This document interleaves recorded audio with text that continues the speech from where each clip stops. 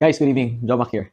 So for today, pag-usapan natin ang tungkol sa pagbubuo ng mining rigs. Actually, it is a comparison between a DIY mining rig, meaning build your own, ikaw mismo ang gagawa, or magpapa-build ka, for example, from my shop, or kahit sino naman actually na nag-o-offer ng service, pwede kang mag-avail. So ganito yan guys. Pagkukumparahin natin yung advantages and disadvantages ng bawat isa. Tapos sa huli, sasabihin ko kung saan ko or kanino ko maire-recommend na mag-build ka ng sarili mo or magpabuo ka na lang. Katulad ko or any other shop. Okay? So, simulan natin. Ang unahin natin is yung DIY or yung build your own.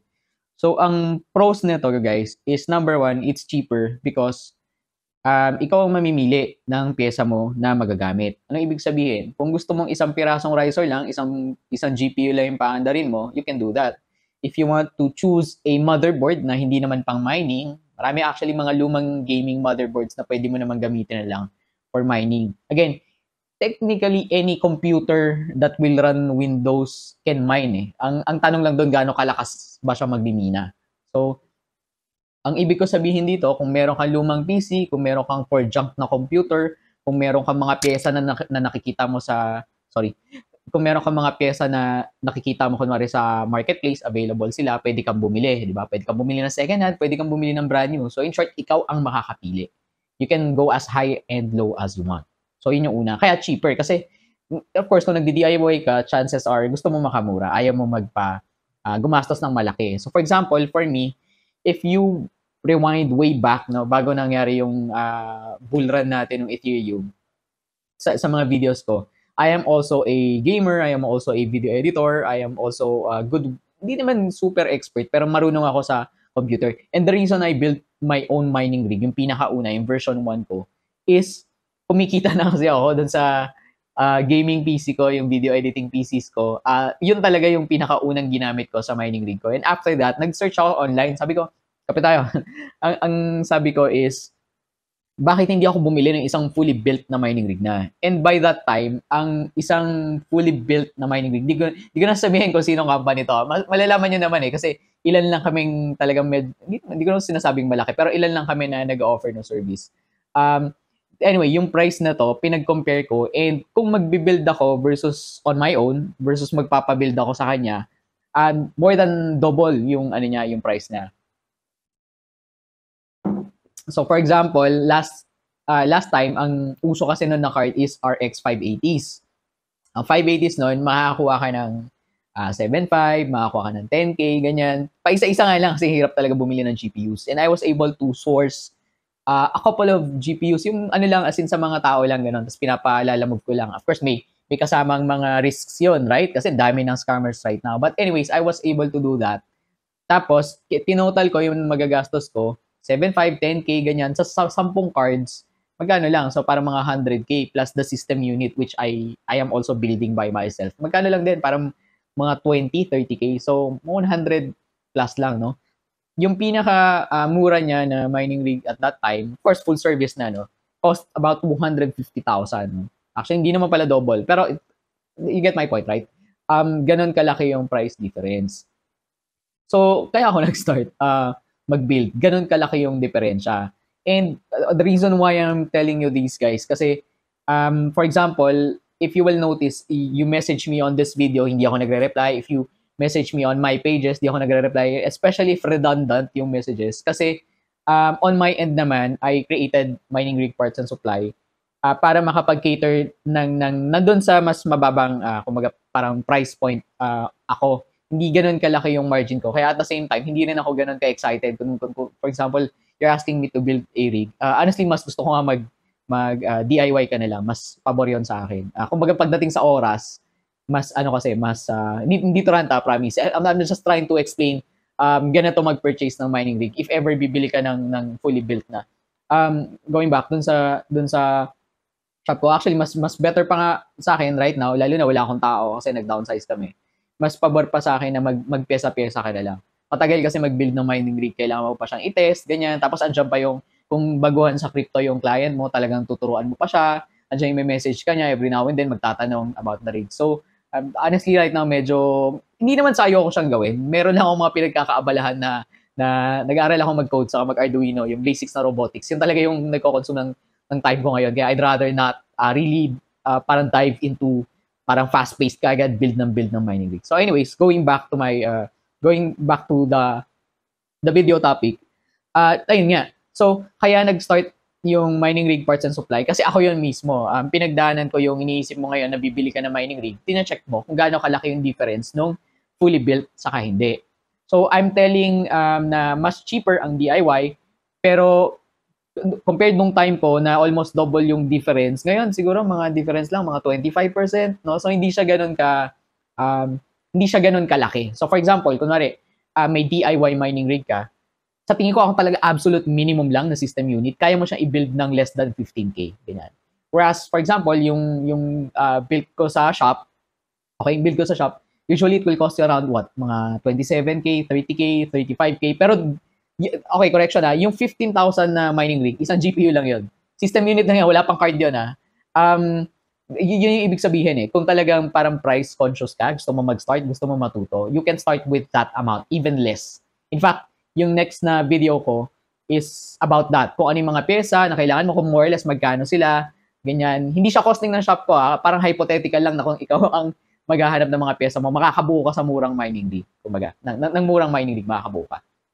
So, what I am trying to tell you guys is yung fully built na mining rig ko and yung 15K or maybe 12K or maybe 10K na absolute minimum na magmimina na system unit. Wala pang card wala pang card.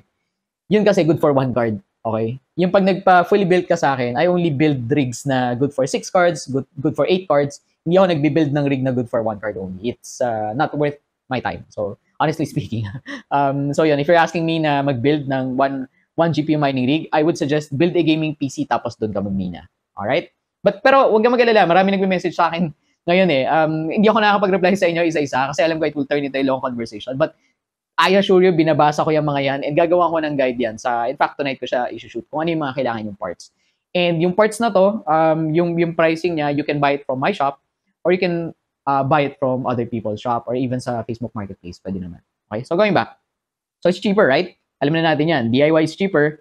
Second is you will learn. So matututo ka basics ng computer. It's basically like building your own gaming PC So para ka lang nagle-Lego, no? Mas complicated lang ng konti. But you will learn a lot. Especially if this is something that you want to do over the long term.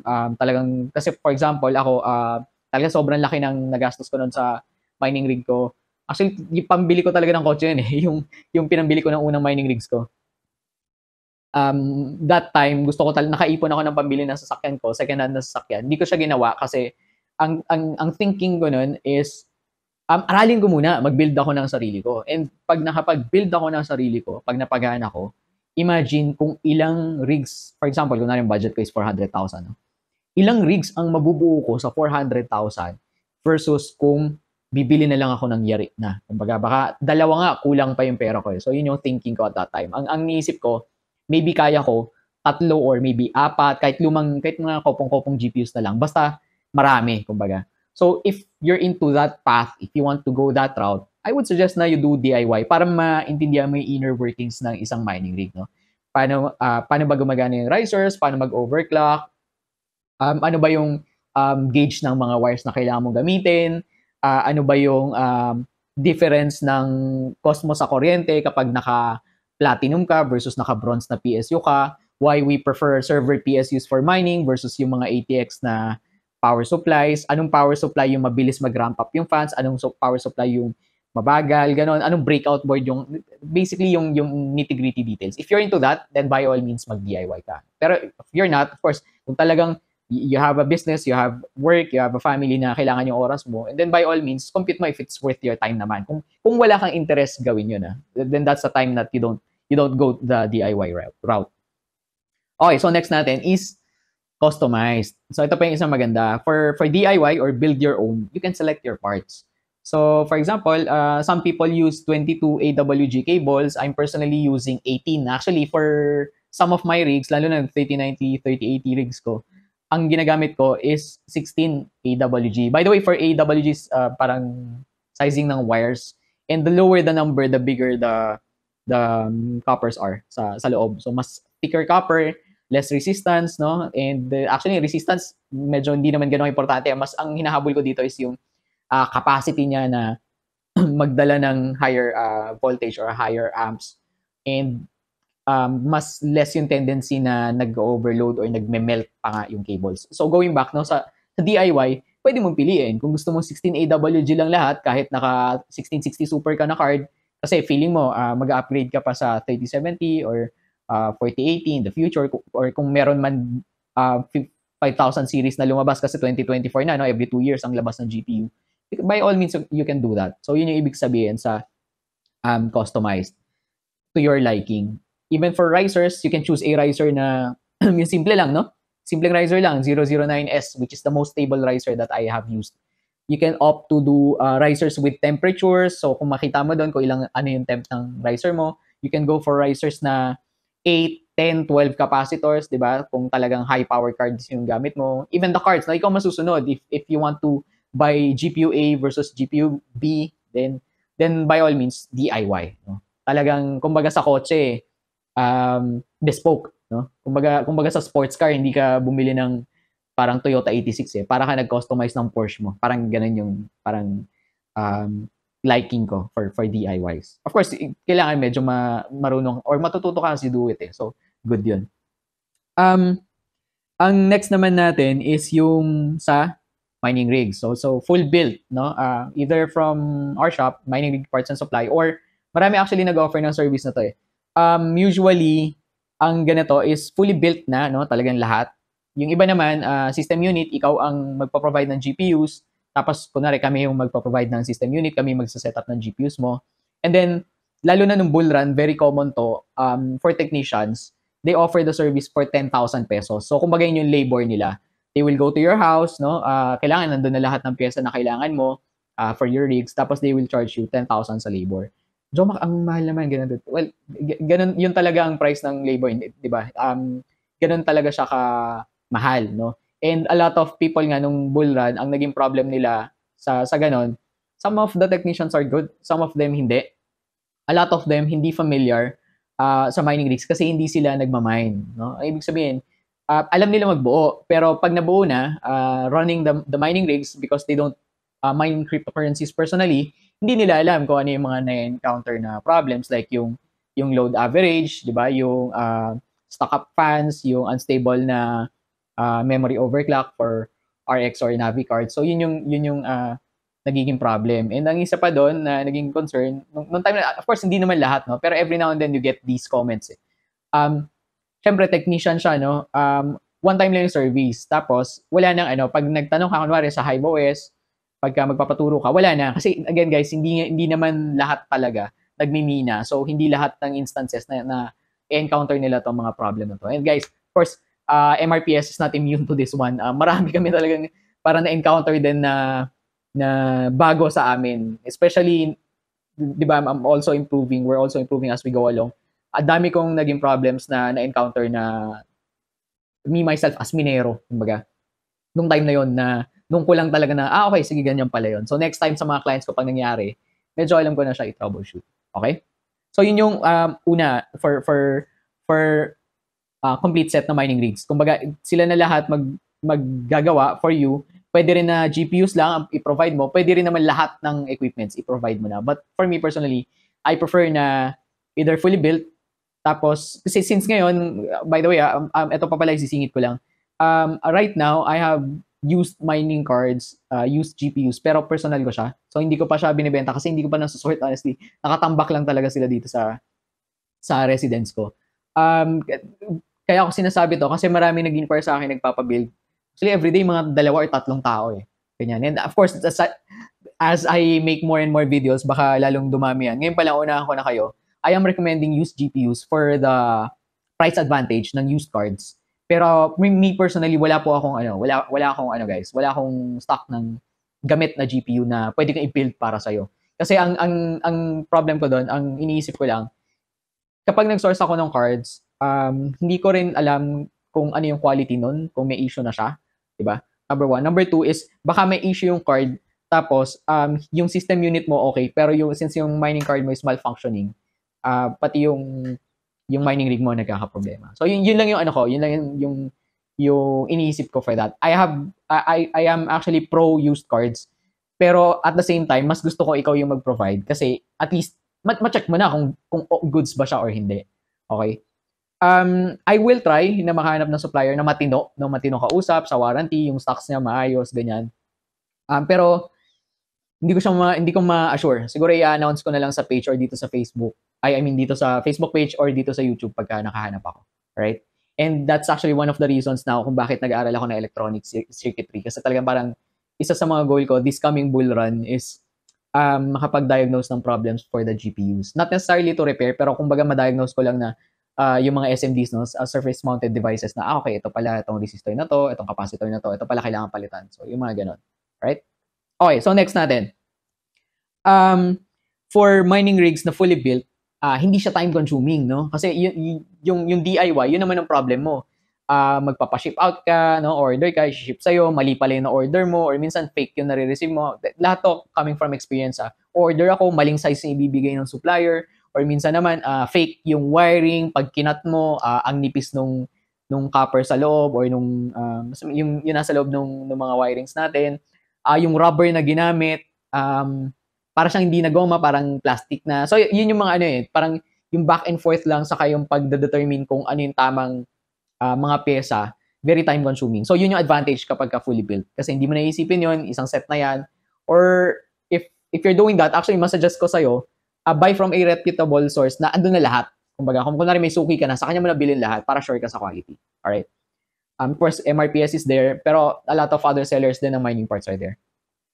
Okay, ang isa pang advantage kapag mining rig ka na fully built is standard na yung na-build sa'yo. So for example, for me, no, for motherboards, isa lang talaga yung ginagamit kong motherboard. We have our own supplier from China ng motherboard. We have our own supplier for the server PSU. So more or less kung ano yung ginagamit ko for my rigs, no, personal na rigs ko, and for my clients, pagka nagpa-build ka, yun lang din ang makukuha mo. So same lang talaga tayo. Ngayon, kung magdi-DIY ka, you can also do that. Bilhin mo lang sa shop. Kunwari, check out mo lang sa Shopee. So, it's still the same item that you will get. It's still the same quality item that you will get. Especially for the motherboards, the power supplies, talagang tinitest muna namin yan lahat bago namin sila sinesend out to clients. So, that's it. Okay, quick recap lang, no? Ang pros ng DIY or build your own is it's cheaper, no? Matututo ka kasi you will have a lot of mistakes. Also, yung time, no? So, you have to devote a lot of time for it. Customized. So, kung gusto mo as cheap as you want, as simple as you want, no? Or as overkill or over-engineered as you want. Ang isa pang point that I would like to make is, if you're gonna do this for the long haul, no? For a long time, and talagang interesado ka naman, I suggest na i-try mo mag-build ng sarili mo muna. So, yun muna. Yun ang takeaway ko. Even if I have my shop to build this for you, I suggest na i-try mo muna slowly sa'yo. Tapos, pag time na nagsiscale ka na, kung feeling mo kailangan mo ng tulong, professional help, well, not really professional, pero parang more of, alam ko lang kung paano gawin, alam namin kung paano magbuo. Then, anytime naman, pwede kang magpa-build sa amin. So, yun yung masasuggest ko. Mag-try ka muna ng maliit, try mo muna sa sarili mo, start small, tapos saka ka mag-scale. Alright? And with that being said, thank you for watching this video. Pero meron akong kasunod, sabihin ko na kung ano yung topic. Magkano ang magagastos mo sa isang mining rig? So, kasya na ba ang 10K? Kasya na ba ang 15K? That's for the next video, guys. Salamat sa panonood. John Mac here. Peace out.